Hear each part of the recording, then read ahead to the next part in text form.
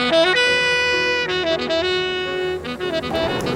guys, my name is Sanjivani. We are at Block 37 and I am here with Luke Sanders, founder of Farmer's Fridge.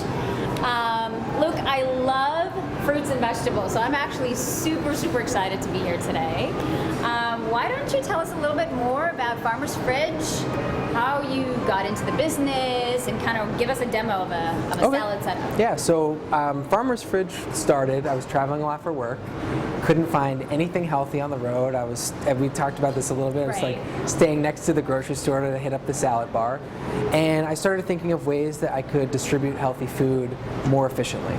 So over time, that developed into the automated kiosk that you see behind us, and filled with fresh food. We'll get there. But the beginning is all about the salad and how good the food is. So we knew we had to keep it fresh, make it look really appealing in the jar, and that's this beautiful mason jar salad that we're going to assemble here. Right. So tell us a little bit about what the process is of actually assembling one of the salads that ends up in the vending machine. Sure. So it starts every morning. The kitchen, the chef, now I thankfully don't have to get up every morning at 3 a.m., but the chef will get up, depending on how busy we are, he'll get there at 3, 4 in the morning, get everything ready for the guys to come in at 5. And 5 o'clock, it's like a buzzer goes and they're making salads because they got to make everything and get it out the door early enough for all the machines to be filled before lunchtime. And what that looks like, we have bigger containers, but essentially they put out all the ingredients and there's like a little mini assembly line. Okay. So we plan every salad. What is the name of this salad that you Okay, so this is the cheater salad. Okay. And why is it called the cheater salad? It's called the cheater salad because we kind of want to trick people into thinking that they're eating something unhealthy. Got it. Okay. We want to have a really approachable menu, and we're trying to get people who maybe aren't necessarily comfortable eating a salad from day one to try it and have something that's approachable to them. Okay. So we called it the cheater salad, thinking like they'll get that thinking like this isn't really a salad. Right. And the reason we chose this one is it's a modified Cobb salad. So it's got like turkey bacon and eggs and things that are like not really cheating, but right for us, most of the stuff is vegetarian and much more healthy than turkey bacon and eggs. Okay, so we got all the ingredients for the cheater salad, right? Because it has turkey bacon. So start the assembly process. Okay, so the first thing we would add in this case would be tomatoes. And why do the tomatoes go in first? The tomatoes would go in first because they have acid in them. We think about everything. So like we actually cut our tomatoes in half because we think it tastes better when you eat it out of the jar. So you actually have somebody cutting these ingredients on a daily basis. Yes, every day they will cut each cherry, like each tomato gets cut in half by hand, and part of that is like if we were to handle it any other way, by the time you eat it, it wouldn't taste as fresh. Like we might mash it up. Like we plan everything around this. So like we don't even, if we store them at all, we're putting them on a flat tray so that they're not getting squished in there. Okay. All of this stuff just to keep it as fresh as possible as it goes into the jar. Okay. Okay. Okay. So the tomatoes go in first because of the acidity. Acidity of the tomatoes are going to go in first. Okay. And then we'll add something like carrots. And did somebody cut this themselves? Yeah, so they're not shredding the carrot. We have a shredder, but like they're still hand peeling it and putting it through a shredder. It's still like a by hand process. Okay. And we didn't order these pre-shredded. Okay. So they don't get all dried out. Right. So you actually have the whole carrot. Exactly. Putting it in the shredder. Right. That's amazing. And so it's fresher. Okay. And so then you're going to add something like a carrot, the really hardy. The acid from that tomato is just not going to do anything. It gives it a little bit of crunch too, right? Right. And it gives it crunch, and you also want to see the different layers of color. Right. So we always rainbow. I call it the rainbow. If you put two like red things next to each other, you don't even know that they're there. You lose them. So you want to make sure that you're layering it. Right. And color is also really important to nutrition. Yeah. It can be a good indicator of what the nutrients are. Exactly. So then we do something like cucumbers, and now they have that nice barrier there. And they can, both of those things are actually keeping the carrots moist as well. Okay. So that'll help it stay fresh. And then we would do corn. Okay. This gives it a little sweetness. Okay. Right. And is the corn fresh? So actually the corn, we do use frozen corn. Okay. And the reason for that is it's fresher than the corn we get on the cob here in the Midwest, and we can get local corn all year round. Okay. So it's something, the corn for sure, like we can't process each piece by hand. We do a jar du jour, where Which is? so it's like our weekly special. Okay. So that's where we'll make like a little bit extra effort, and we're using completely local stuff. So for example, this summer when corn was in season, we actually roasted it and then cut it off the Wow. cob and put it in the salad. Wow. Yeah. Like done by hand. Correct. That's awesome. Yes. I'm really excited. Right. So continue. Okay, and then we have some white cheddar cheese here. Oh, okay. And this is from a local dairy producer. It's And very somebody easy. shredded that. Yes, You got the block of yes, and that cheese was actually it's like a debate that we have. So like there's one cheese we use a Parmesan that we get pre-grated because we can't tell the difference. It's actually such good quality. Okay. But then on this one, like the chef will ask, can we get it free? Come on, man! Right. And we're like, no, you got Right. it. Like it doesn't taste fresh. Right. Okay. So There goes the cheese. yeah. And then some eggs here. These are hard-boiled eggs. Okay. Somebody Right. boils them. So these actually we get pre-boiled. Okay. Because it's too, like, it's a crazy process and for safety and stuff like that. Okay. So, all right. And then we got turkey bacon. All right. And this is from, again, another local producer. They make the turkey bacon. It's called Jones's. And it's great. It's, you know. Now, as far as ingredients, how did you find the people to provide you with this product consistently? Yeah. Between So- seasons. So it's really challenging, and the way we planned our menu, we kind of did two-prong approach. We have the core menu, which is all things we can get all year round, very steady supply. A lot of it's coming from places like California, where we know we can always get Where I'm good, from. yeah, where we can always get good romaine lettuce, something like Right. that. And for those things, we use the Dirty Dozen as our guideline. So the reason it's sustainable is because we're taking things that are organic and replacing them when they're on the Dirty Dozen. Talk a little bit more about the Dirty Dozen. So the Dirty Dozen is a list of the 12 fruits and vegetables that have the most pesticides, and it's put out by the Environmental Working Group. And I was debating when I was starting, like, should everything be organic? How do I do this in a way that's as affordable and sustainable and healthy as possible? And that list actually was a really good guideline because it made it so that we could use the most crucial ingredients could be organic, but it wasn't going to price us out of the lunch market where we had to charge $15 for a salad. Got it. And then it does get a little challenging. We have to plan our menu around that. Sometimes we can't make a salad because it's too expensive or it might raise the price, but it's totally worth it from our perspective. Okay. And then the other aspect, the second prong, is the local ingredients. So we work with a producer here called Local Foods, and they basically aggregate and warehouse all the stuff from local farms. And every week they send us a list of what's coming into season, what's in the warehouse, and they'll let us, we basically will design like a weekly menu around that. That's that jar du jour, some Right. special snacks. So right now we can get cranberries that are still local. We get local turkeys. We got some local kale and things like that, and we're putting it all in like a bunch of local root vegetables.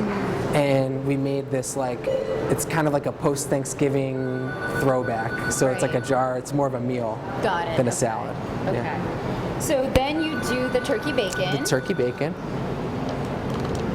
And then some sunflower seeds. Got it. And so when we're designing a salad, the other thing we're thinking about always is different diverse nutrient sources and really covering the whole spectrum. So most of our salads don't have meat or dairy, but they will have dairy. So they'll have a cheese, a nut, some seeds usually too, and then some heartier vegetables, some lighter vegetables, like just to get that perfect balance where it's actually going to fill you up. Yeah. What is more crucial to your sort of your business and your sort of salad mindset, I should call it? Is the taste more crucial to look at, or the nutritional profile? You can't separate them. Okay. So like it's actually, we have this debate in the kitchen all the time where it's not an like either or situation. It has to taste amazing and still be healthy. Got it. So what we'll usually do is start with a flavor profile that we're going for. And how do you determine that? So it depends. Like the seasonal stuff is easy. Like you just get crazy with Right. whatever's around. And then we do a mix of like flavors that everybody recognizes, like Southwest, let's say.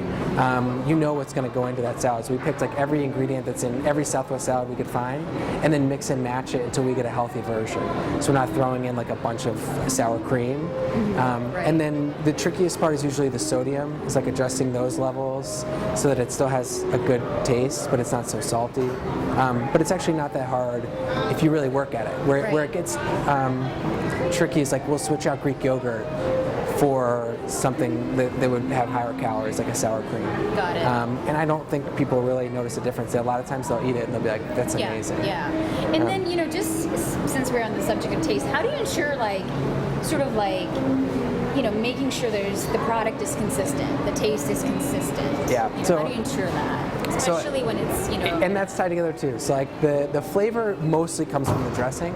Vegetables, they have a freshness or some texture to them, but the real flavor, the thing that ties everything together is that dressing. Yeah. So we have really strict quality controls on the dressing. And then as far as assembling the salad, everything's actually done by weight. So every single day, that salad's going to be the same.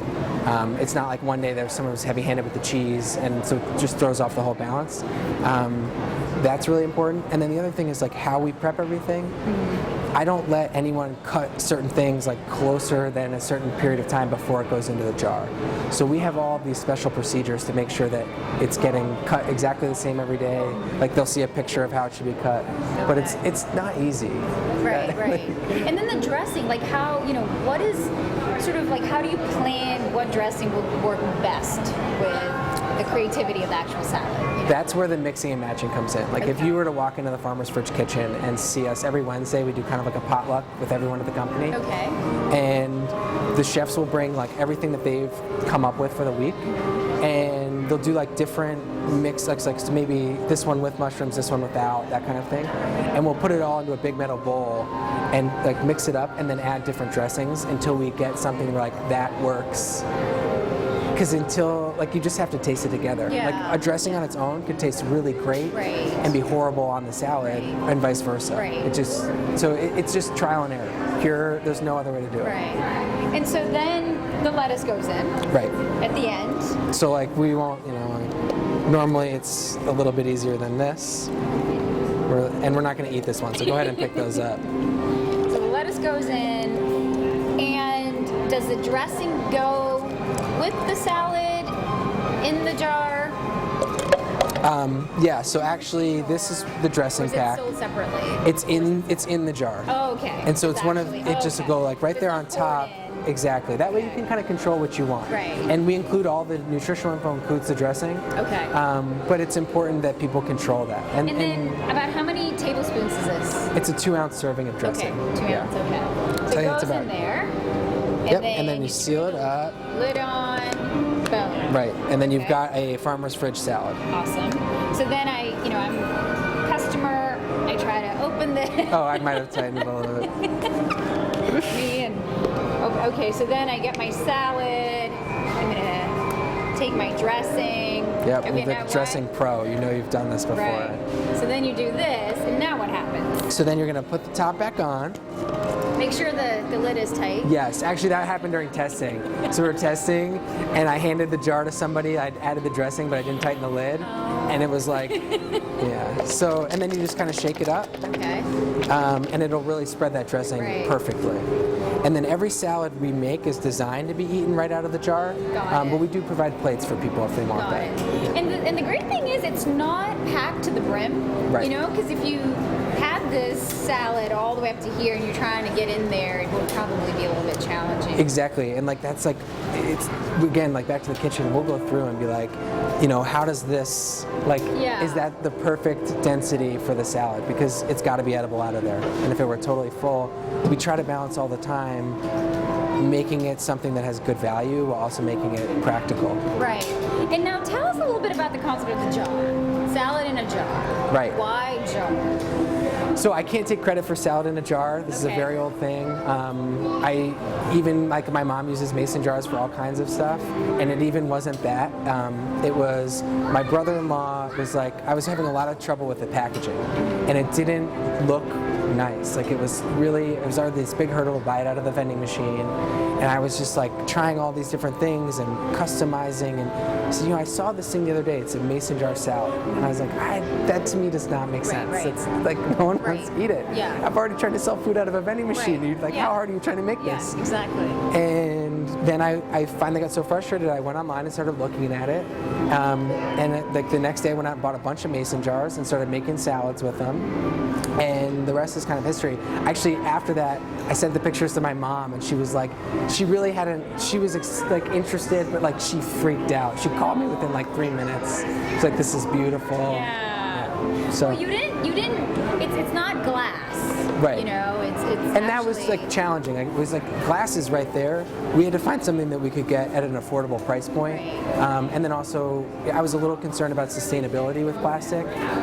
So our compromise was to put a recycling bin in every machine. So that way people can bring their jars back and return them to us. And it's turned out to be a great solution. The other thing that I didn't realize about the jar until I started playing with it is that you can package things to keep them fresh. So we don't need to use the same like chemicals and things like that. We just put the tomatoes on the bottom and they're away from the lettuce. Right. Our ingredient flexibility is a lot greater than somebody else. Okay. Now, just from the business side, like how did you come up with the concept, and why do you call it Farmer's Fridge? And the concept of this, I don't want to call it a vending machine, it's a kiosk to me. Yeah. You know, this healthy sort of on the go. I mean, the machine itself is beautiful. Yeah. I mean, tell our audience more about how did that come up? I was a traveler. I was somebody who couldn't find healthy food on the road.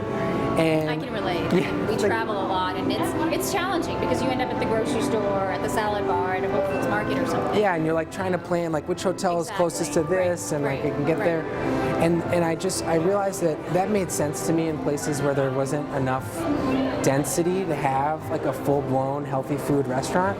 Not every hotel can have that. Not every neighborhood can have it. But if you take it and break that restaurant up into like 10 pieces and put them somewhere where they can fend for themselves, then maybe that's the model where you can make this more accessible.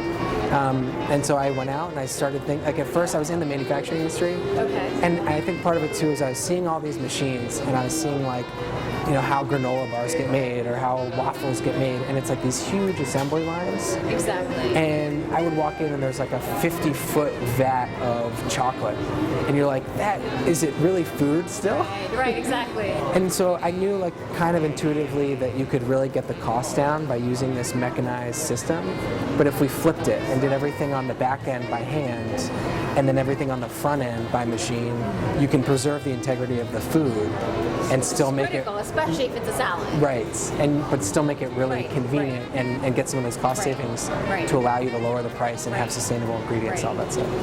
And so talk to us a little bit about the actual kiosk. Yeah, so basically... I mean, it's wood. Yeah. It's got the feel of fresh, and it's inviting. It's you know, if I'm walking through a mall and I come upon this thing, it's like I'm curious about it.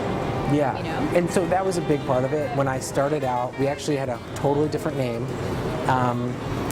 And I started like shopping it around, showing it to people, and I just would see this look in their eye like, I don't really get it. Like, you're gonna do what now? And I knew there was these hurdles. Like the first time I brought this up, I'd had this idea I'm like, I put really healthy food in an automated machine. People would come by it, and all my friends were like out at a bar. It's like home for Thanksgiving or something off the road. And they're like, that is stupid. Like, I would never do that. Like all of these people that I would think would be in our core customer group, like busy, eat healthy, and they're like, no. Like, why would it? It's not going to look nice. It's not going to taste good. So I knew I had to overcome all these obstacles and then get it to be approachable. So like Reclaim Wood is perfect because that first of all, it's in line. It tells the story, everything about it. We are getting these farm fresh things. We're putting them in there fresh every morning, and you know, tying it into the farming, and just the whole look had to be very, like from the beginning, very distinctive and approachable. From the production side, how many of these jars are you actually sending out to your kiosks on a daily basis? Yeah, so we don't disclose like exact numbers on a daily basis, but we now are doing thousands a week. So we're still a fairly small company, but on our first day last year we did about 30. So like in a year's time we've increased quite a bit. How did you overcome this? I'm in Chicago. Yeah. And I'm actually actually going to start selling salads to a town that is all about meat and potatoes. Did people think you were crazy? So I don't think, I think that I heard this a lot before I got started, and I'm glad that in a way that it was me. It's just like I just was too naive to know any better. Like I thought like I wanted it, and so other people must want it too. And so we opened here. I was moving here anyway. My wife got a job here, and it was like seemed like the perfect place, a big city. So we came here to do that, and realized that it actually is a perfect city for it, because we were like the first people to come and do a healthy option like this. Right. And now, so you said you don't really have a food background. You have more the industry, manufacturing. Right. And that's what I'm saying. Like, if I had a food background, I would have looked at the market and been like, well, everything here, like all the new hottest concepts are around this kind of category. And so maybe this isn't a great market for us. But actually, like, the people really embraced it, and I think we took a bigger risk, but we got rewarded for it. Why do you, in your own words, like, why do you think people like embraced it? So I think we had like going into it, we spent a lot of time on how we were gonna like we're really authentic about it, and we didn't compromise on anything. Like we didn't go out. Like we could have said, like on my first day, I had someone approach me like, you should put more like maybe do like lasagna in a jar, things like that. And I think that really resonates with people. You know, to have this authentic company that they can come and buy things from.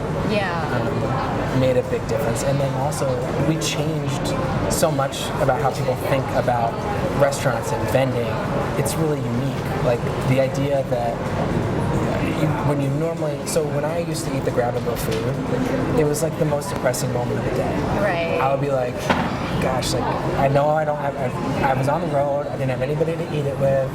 It was like terrible packaging, and you're like sitting in the car. And you eat it, you're depressed, and you feel heavy. You're like, I'm too busy today to even like at least sit in the restaurant and eat it. Right. And so I spent so much time thinking about how to improve that process, and I think that just there was a lot of people out there who are feeling that, and it's like they're not loud about it, but this changed it. Like it's a nice process, it's a good product, and that made a big difference. Yeah. What are your top 3 sellers? So the cheater salad is our best seller. Okay. It's very popular. It is a really approachable flavor, like the honey mustard dressing we get lots of compliments on. And then it really varies by location. So in some locations, like the vegan options will sell really well, and in others, like a buffalo chicken salad will sell really well. But across the board, high protein salad is another big seller. And why? I think is that one. I mean, what makes it high protein? Yeah, so like it's how we make a salad again. With that one, I sat down and said, I want to have a salad that has the highest possible protein content of any salad that it could have. It still tastes really good. So we went online, we looked up which fruits and vegetables have the most protein. Quinoa. Yeah, so like quinoa, broccoli, corn, peas, all that stuff. And then we mixed and matched until we found something that was cohesive. So I think it does 2 things. One has a really unique flavor because we designed it around nutrition instead of like a flavor profile like we were talking about earlier of Southwest or Kale Caesar. But it also is just it's hitting like what people want in the food. So they want the high protein option. They just get it right away. Like, that's what I want.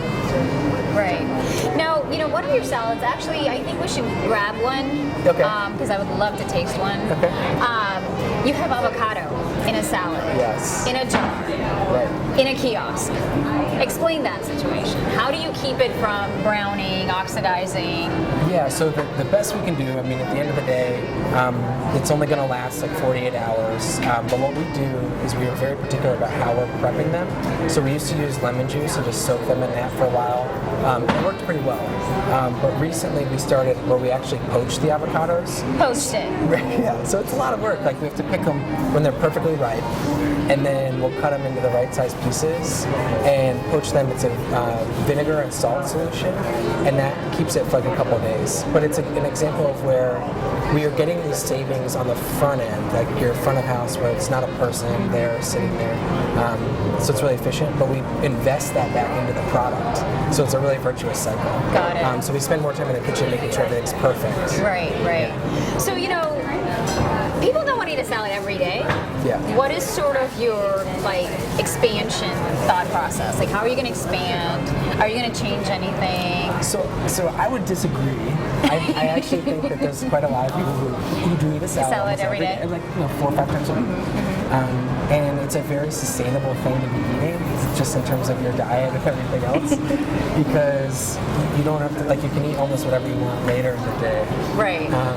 And it's just something that I think actually, as a trend, will become more and more. So to give you an example, the guy who does all our creative work, he was not a salad lover. And when we brought our salads down to him, and he tried one, he actually, no joke, we had this conversation this weekend. He used to eat Hot Pockets for lunch. What? He now eats salads. And he admitted he puts Cheez-Its on top. So it's like, but he still, it made it approachable for him, and he liked the way he felt afterwards. Right.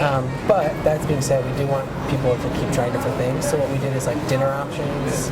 We have some like more robust snacks that you can eat. So like the meals, it's basically same exact packaging. It'll be like a steamed quinoa, and then grilled vegetables, and then some raw veggies on top. Okay. And what you can do is you dump that in a bowl, you heat it up for 2 minutes. That's already in production, or yeah, it's in the machine right behind you. So we can show you that as well. And as you're checking out, you can add like a teriyaki sauce or chimichurri sauce, so you get a little more control over the flavor profile of the finished dish as compared to the salad. But it's a totally different category that you can eat one for lunch and another for dinner. Where do you see sort of the company going in like 5 years? It's hard to say right now, but our plan for the next 5 years, like, we're kind of finishing up the phase where we're really getting organized about our business and how we do things, and now we're just tacking on. So it just depends on how quickly we can do that, and we're in the process of raising money right now. So depending on how that goes and how quickly, we would like to be at about 1,500 kiosks in the next 5 years. And sort of my final question to you is, how long do these stay inside the machine before it's tossed out? And what do you do? So important correction, nothing gets tossed. Okay. So we donate everything that doesn't sell. That's awesome. And where do you donate to a local? Well, originally we found a food, a shelter that was right by the kitchen. It was a couple blocks away, and we used to bring everything there. Now we have enough food that we actually have to find multiple places. So we work with a company locally called 0%. Okay. And their entire mission is just to make sure that food that is ready to eat or about to expire in the kitchen gets donated to somebody who needs it the most that day.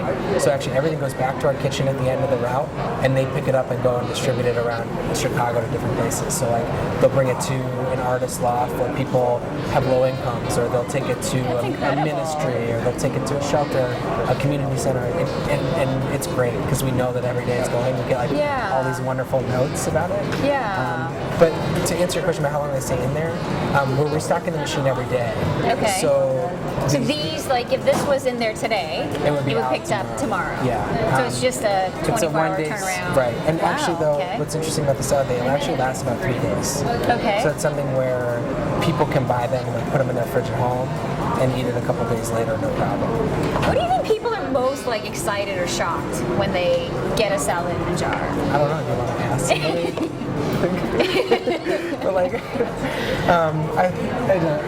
But I think the biggest thing is it's much bigger than you think, because all the ingredients are kind of condensed. Like the heaviest, densest stuff is at the bottom, and the lightest stuff is at the top. So it comes out like a really big salad, and then the freshness. They're like, most people, if you look at our Yelp reviews, so I can't believe this came out of a vending machine. This makes no sense. Right. Yeah. Are you looking for something? You know what? I did get a drink. Oh, it's right there. All right, so there you have it. We're signing off. I'm Sanjivani, food and wellness host for Learn It Live, and we're signing off. Yeah, thank you very much. Thanks.